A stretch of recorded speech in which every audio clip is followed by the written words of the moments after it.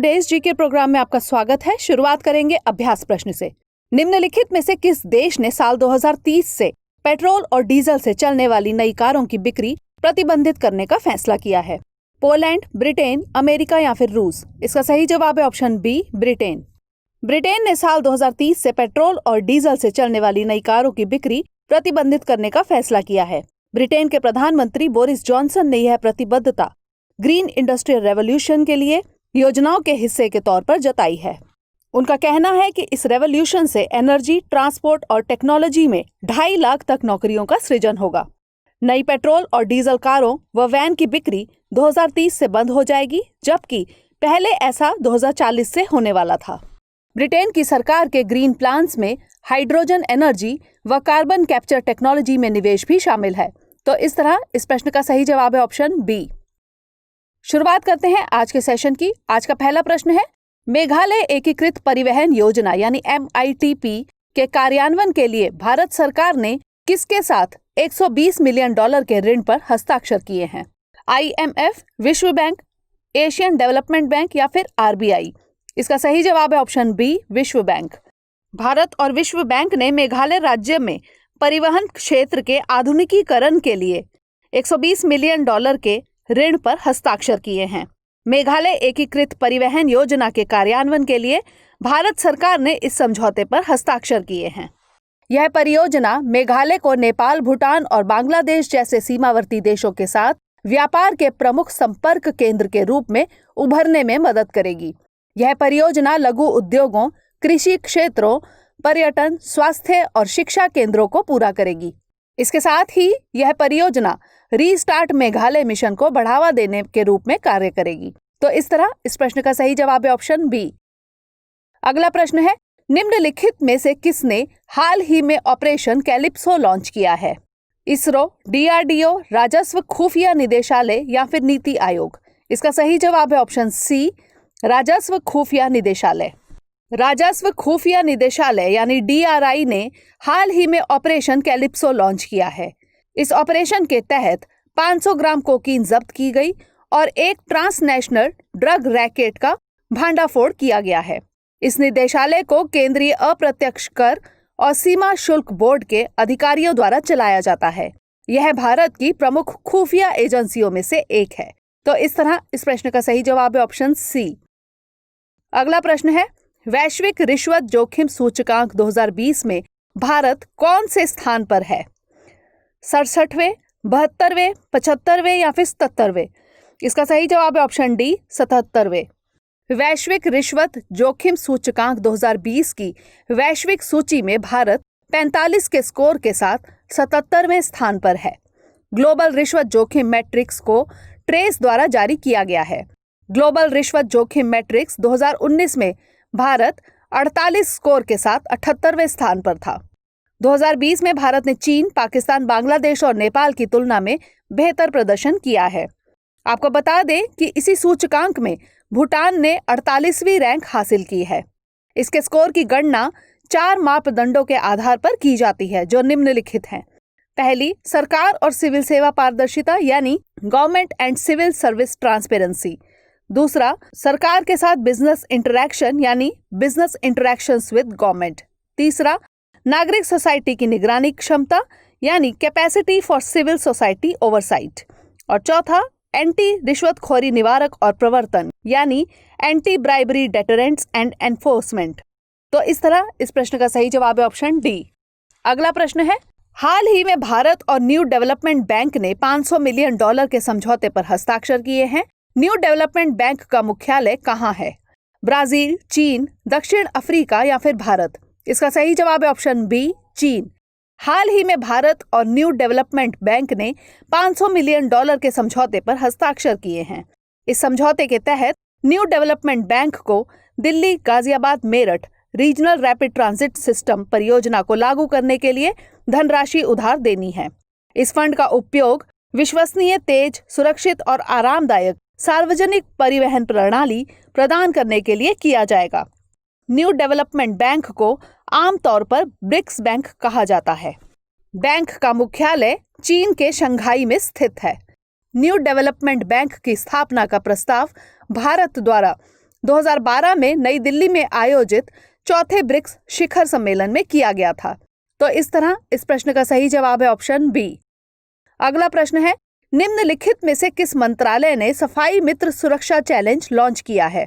महिला एवं बाल विकास मंत्रालय, ग्रामीण पेयजल और स्वच्छता मंत्रालय, आवास और शहरी मामलों के मंत्रालय या फिर शिक्षा मंत्रालय? इसका सही जवाब है ऑप्शन सी, आवास और शहरी मामलों के मंत्रालय। आवास और शहरी मामलों के मंत्रालय ने सफाई मित्र सुरक्षा चैलेंज लॉन्च किया है। इस चैलेंज का उद्देश्य यह सुनिश्चित करना है कि सफाई के दौरान सेप्टिक टैंक या सीवर क्लीनर के कार्य में कोई अपना जीवन ना खोए। यह चैलेंज इस तथ्य पर जोर देता है कि स्वच्छता, कर्मचारियों की सुरक्षा और गरिमा स्वच्छ भारत मिशन का मूल है। इस चैलेंज को वर्ल्ड टॉयलेट डे के मौके पर लॉन्च किया गया है। इसके परिणामों की घोषणा अगले साल स्वतंत्रता दिवस के अवसर पर की जानी है। इस चैलेंज का उद्देश्य मशीनीकृत सफाई को बढ़ावा देना है। आपको बता दें कि भारत के सर्वोच्च न्यायालय ने 2014 में सीवेज के काम के दौरान मरने वाले लोगों के परिवारों को मुआवजे के रूप में 10 लाख रुपए प्रदान करना अनिवार्य कर दिया था। तो इस तरह इस प्रश्न का सही जवाब है ऑप्शन सी। अगला प्रश्न है, रक्षा मंत्री राजनाथ सिंह ने किस में अधिक पारदर्शिता, दक्षता और गति लाने के लिए एक पोर्टल लॉन्च किया है? रक्षा विनिर्माण, रक्षा आयात निर्यात, रक्षा भूमि प्रबंधन प्रणाली या फिर रक्षा क्षेत्र में रोबोटिक्स? इसका सही जवाब है ऑप्शन सी, रक्षा भूमि प्रबंधन प्रणाली। हाल ही में रक्षा मंत्री श्री राजनाथ सिंह ने रक्षा भूमि प्रबंधन प्रणाली के लिए एक पोर्टल लॉन्च किया। इस पोर्टल से अधिक दक्षता, गति और पारदर्शिता की उम्मीद की जा रही है। 2016 से डाटा में जितने भी मामले हैं उन्हें पोर्टल में डाल दिया गया है, जो कि केवल विभागीय उपयोग के लिए है और आम जनता तक इसकी पहुंच नहीं है। आपको बता दें कि इस पोर्टल में GIS यानी ज्योग्राफिक इंफॉर्मेशन सिस्टम के उपकरणों का उपयोग किया गया है। तो इस तरह इस प्रश्न का सही जवाब है ऑप्शन सी। अगला प्रश्न है, हाल ही में भारत ने किस यूरोपीय देश के साथ 2 दशकों में पहला स्टैंड अलोन शिखर सम्मेलन आयोजित किया है? जर्मनी, फ्रांस, लग्जमबर्ग या फिर ब्रिटेन? इसका सही जवाब है ऑप्शन सी, लग्जमबर्ग। हाल ही में भारत ने लग्जमबर्ग के साथ 2 दशकों में पहला स्टैंड अलोन शिखर सम्मेलन आयोजित किया है। दोनों देशों के प्रधानमंत्रियों ने वित्तीय प्रौद्योगिकी, हरित वित्त पोषण, अंतरिक्ष अनुप्रयोग, डिजिटल नवाचार और स्टार्टअप के क्षेत्रों में दोनों देशों के बीच संबंध मजबूत करने पर चर्चा की।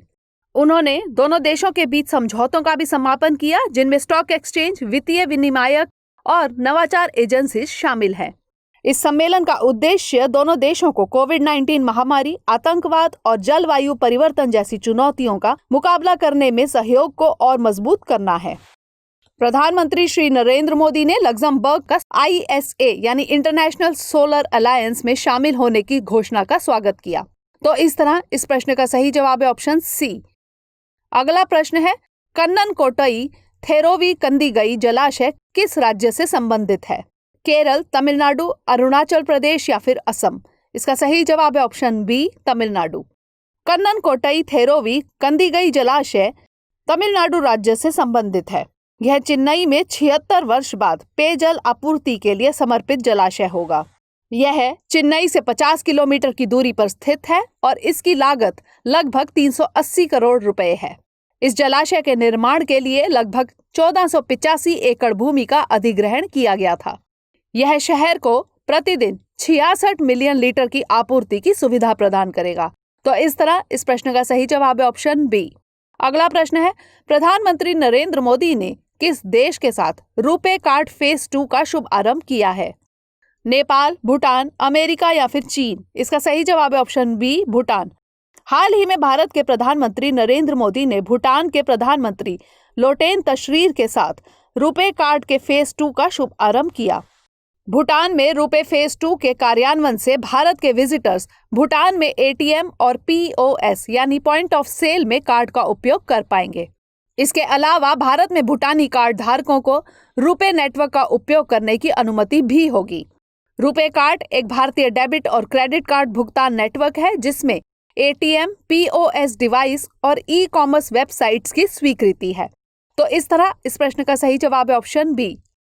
अगला प्रश्न है, हाल ही में किस राज्य ने नक्सल प्रभावित क्षेत्र में मनरेगा के 200 दिनों के काम की घोषणा की है?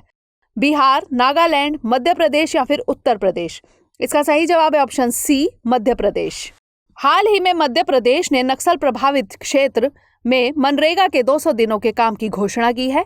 यह घोषणा माओवाद प्रभावित बालाघाट क्षेत्र में रोजगार को बढ़ावा देने के उद्देश्य से की गई।